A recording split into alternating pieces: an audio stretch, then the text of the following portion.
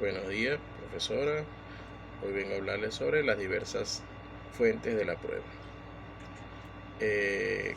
Como una tabla de contenido, vengo a mencionar lo que son las diversas fuentes de la prueba, los principios de legalidad de la prueba, la comparación de los sistemas jurídicos, el estudio comparativo de los principios y la despedida.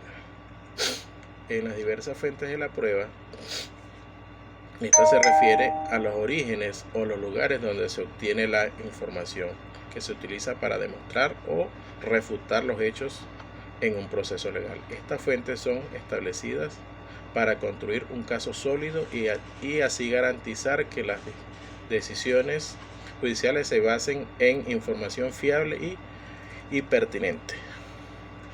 En cuanto a la definición o el origen de la información, las fuentes de las pruebas son la esencia, los puntos de partida de la información que se presenta en un juicio. En la diversidad de las fuentes, la información probatoria puede provenir de una amplia variedad de fuentes, cada una con sus propias características y niveles de fiabilidad. En los tipos de prueba, en los tipos de fuentes de prueba, tenemos las fuentes personales, que son las que componen los testigos, individuos que presentan los hechos, los peritos, que son los expertos en el área específica que ofrecen opciones técnicas, y las partes del litigio. Entre las partes del litigio conseguimos las personas involucradas en el caso, cuya declaración puede ser relevante. En cuanto a las fuentes documentales, son los contratos, los registros, la correspondencia, los archivos digitales y cualquier otro tipo de documentación que contenga información relevante al caso. En cuanto a las fuentes, materiales y reales. Con las fuentes materiales son los objetos físicos, las muestras forenses, las grabaciones de video o de audio, entre otros elementos tangibles. Y en cuanto a las fuentes reales, son las inspecciones judiciales, reconstrucción de los hechos y una forma de evidencia obteniendo a través de la observación directa. En cuanto a los principios de legalidad de la prueba, en la definición es un principio que establece las pruebas deben obtenerse y presentarse de acuerdo a la ley.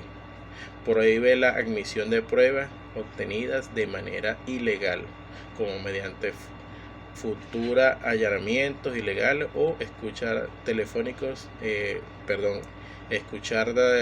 llamadas telefónicas no autorizadas. En cuanto a los fundamentos, es la protección de los derechos fundamentales de las personas, la garantía de la integridad y fiabilidad del proceso judicial y la prevención de abusos de poder por parte de las autoridades. Con la consecuencia de la legalidad, las pruebas ilegales, los funcionarios que obtienen pruebas pueden enfrentar sanciones penales o disciplinarias. Comparación en el sistema jurídico. El sistema puede ser sistemas acusatorios versus inquisitivos y la jurisprudencia. En cuanto al sistema acusatorio, el juez es un árbitro imparcial y es la parte que presenta las pruebas, ejemplo, sistema anglosajón. Y en el inquisitivo es el juez el que tiene el papel activo en la investigación y recopilación de pruebas, ejemplo, el sistema romano-germánico. En la jurisprudencia, en cuanto a la jurisprudencia, es un sistema de common law. La jurisprudencia es vinculante, es decir, las decisiones de tribunales superiores establecen presentes que deben seguir los tribunales inferiores. En los sistemas de derecho civil, la jurisprudencia orienta, pero no siempre es vinculante. Ejemplo, las jurisprudencias relevantes del derecho probatorio pueden ser casos que establecen procedimientos sobre la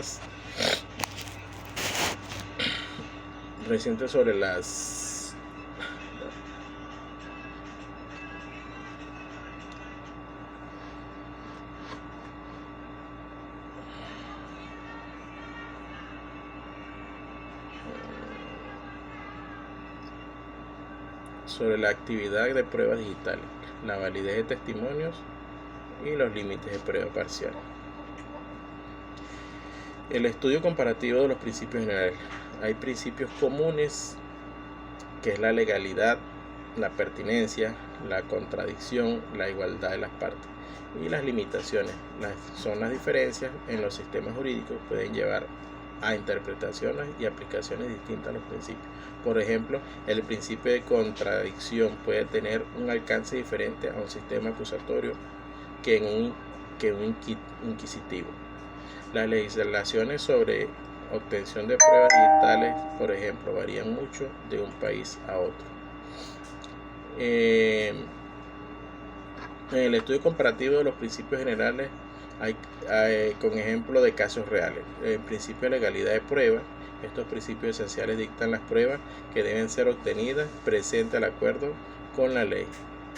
Y en los principios de contradicción, este principio garantiza que las partes tengan el derecho de confrontar y cuestionar las pruebas presentadas por la contraparte.